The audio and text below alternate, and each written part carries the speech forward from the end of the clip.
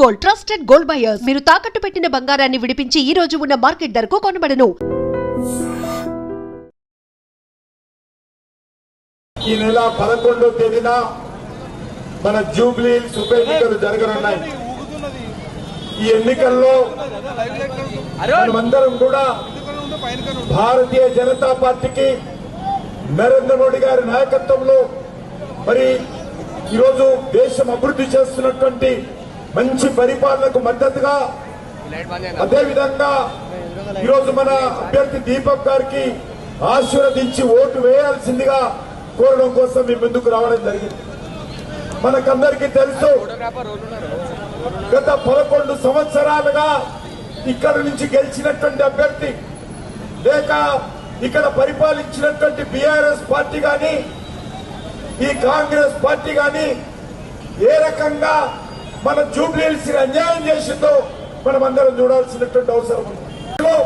ఎక్కడ చూసినా కూడా డ్రైనేజీ, గుంతలు పడినటువంటి రోడ్లు, వెలగనటువంటి వీధి లైట్లు, అదేవిధంగా ఈరోజు జూబ్లీహిల్స్ లో కలుషితమైనటువంటి మంచినీరు మనకు దర్శనమిస్తా ఉంది.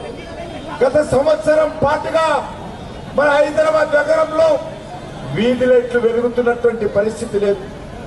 ఈరోజు కాంగ్రెస్ పార్టీ, బీఆర్ఎస్ పార్టీ ఈరోజు మనం అడగాల్సిన అవసరం ఉంది. స్వాతంత్రం వచ్చినప్పటి నుంచి కూడా ఇక్కడ నుంచి ఎమ్మెల్యేగా బీఆర్ఎస్ పార్టీ, కాంగ్రెస్ పార్టీ గెలిచింది. బీజేపీ ఎప్పుడు కూడా గెలవలేదు. అందుకే ఈరోజు నేను కాంగ్రెస్ పార్టీని అడుగుతా ఉన్నాను, బీఆర్ఎస్ పార్టీని అడుగుతా ఉన్నాను, మీరు జూబ్లీహిల్స్ అభివృద్ధి కోసం ఏం చేశారు? కేసీఆర్ నేను బంగారు తెలంగాణ చేస్తానని చెప్పి బంగారు తెలంగాణ చేయలేదు, బంగారు కుటుంబం చేస్తుంది. ఈరోజు రేవంత్ రెడ్డి, కాంగ్రెస్ పార్టీ కూడా ఎన్నికలకు ముందు అనేక రకాల హామీలు ఇచ్చారు, కానీ ఏ ఒక్క హామీ అమలు చేయలేదు. మహిళలకు 2500 రూపాయలు ఇస్తాన్నాడు. నేను కాంగ్రెస్ పార్టీని అడుగుతా ఉన్నా, జూబ్లీహిల్స్ మహిళలను ఓటు అడిగే ముందు మీరు 2500 ఇవ్వకుండా ఓటు అడిగేటువంటి నైతిక హక్కు కాంగ్రెస్ పార్టీకి లేదు. జూబ్లీహిల్స్ లో ఏ ఒక్క ఆడబిడ్డకు తులం బంగారం ఇవ్వలేదు, పెళ్ళైతే 1,00,000 రూపాయలు ఇవ్వలేదు. మరి ఏ రకంగా